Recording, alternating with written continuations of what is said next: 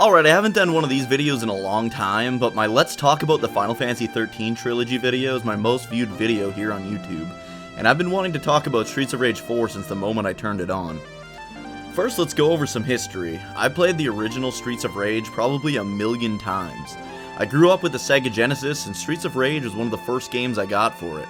I fucking love Streets of Rage. Now, I've never actually owned Streets of Rage 2 or 3, but I have played them. Both were good games, 2 feeling like a remake of the original, but with a few extra levels, and no option to turn on your friend at the end of the game. 3 was good, but way too hard.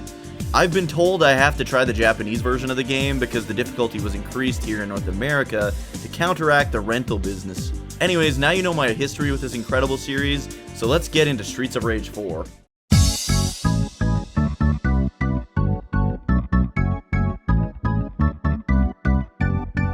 Now, before I bought this game, I was incredibly leery on if it was even going to be good or not. We've seen so many games that disappeared in the 90s, then the company did some shitty cheap cash-in game 15 years later. I mean, look at that shitty new Contra game that came out last year.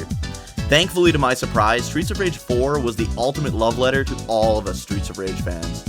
They nailed everything that made these games great and enhanced it. As soon as you turn this fucker on, you're greeted with perfect Streets of Rage style music.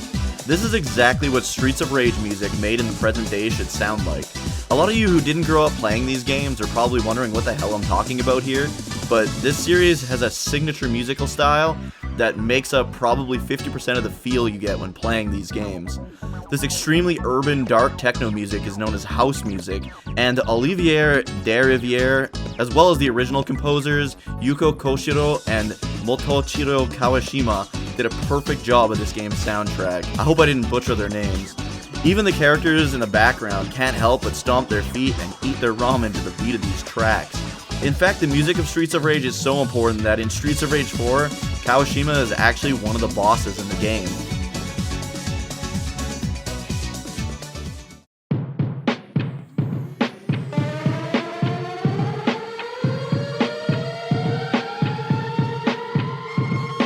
Let's get to what we're all here for, though, the gameplay. Oh my god, was this perfect. They took everything that worked in each game and added a special move system that for the first time in any beat-em-up game I've ever played, works. Usually you'll have access to special moves and techniques in beat-em-up games, but in order to use them, it uses up part of your health bar. In Streets of Rage 4, you can use these special moves and it takes away your health, but leaves your health bar green. If you can do enough damage to enemies after using that ability, it refills the health you lost to use it. This is such a good idea! I actually found myself using the special abilities for once. Of course, the game still has its main special abilities that require you to pick up these star items in order to use. You start with 1 or 2 at the beginning of each stage, and they're more badass than ever before. Each character has their own kind of finishing move, and since you're able to unlock pretty much every playable character from the previous games, you also get some of their classic finishing moves. I fanboyed out so hard the first time I used Streets of Rage 1's Axel's finishing move and saw the cop car pull up and fire that rocket launcher. With all these past characters coming back and all these improvements to the gameplay, Streets of Rage 4 might just be the greatest beat-em-up game ever made. This isn't all though. The game has secret bonus stages that let you go into Streets of Rage 2 and fight its boss fights.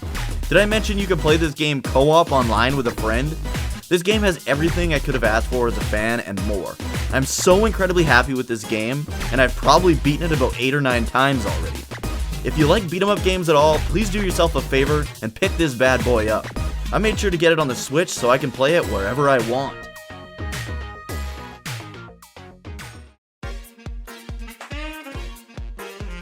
Thanks for watching this video, give me a like and subscribe, and check me out on my Twitch channel at least 3 nights a week at twitch.tv/Dookie03.